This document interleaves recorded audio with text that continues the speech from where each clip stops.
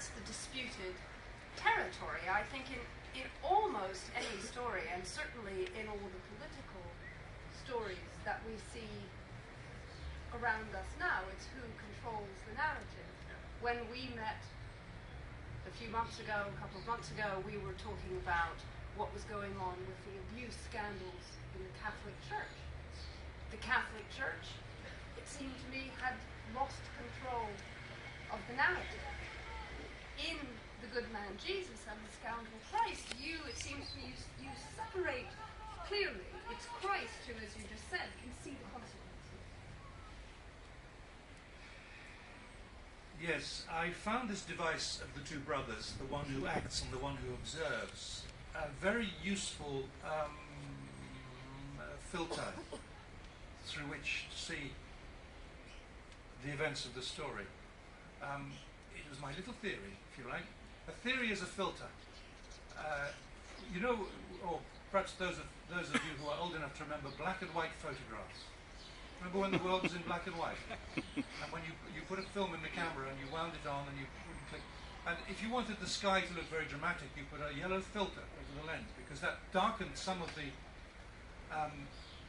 way the light coming through and let the other through without darkening it, so that the sky looked darker and the clouds looked lighter.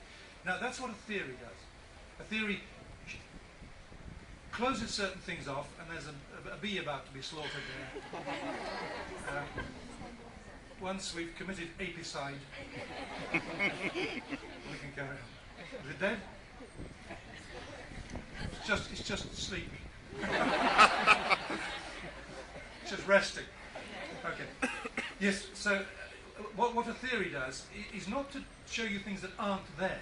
It shows you what is there more clearly by shutting off bits of it. And so my little theory in this book was that there are the two brothers and they're different. But the authority of of religious stories, of course, is a matter of tremendous importance. And in the history of the Bible, in the vernacular, shows this. It was the struggle that the church maintained for a very long time to keep the Bible in Latin so that people would not understand it. And those who tried to translate it were persecuted with the most appalling tortures and executions because they tried to make the Bible available to every ploughboy, as William Tyndale said. So there's a very clear example of keeping your hands on the controls of the story.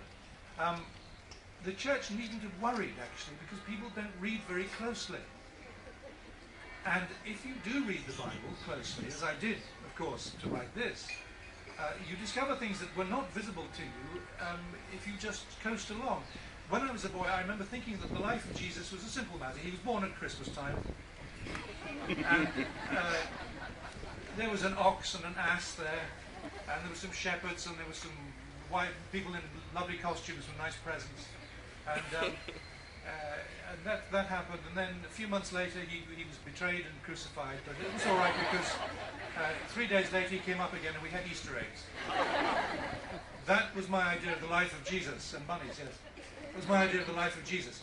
Because I was following, of course, the liturgical year, the church year, instead of reading the stories in the Bible, because we characteristically typically don't read the Gospels from beginning to end. When you do, you discover all the differences between them, all the inconsistencies and the contradictions, and it's quite fascinating to look at them closely. But as I say, people don't really read like that. The church needn't have bothered. They could have put it into the vernacular 500 years before they did, and it wouldn't have caused any trouble.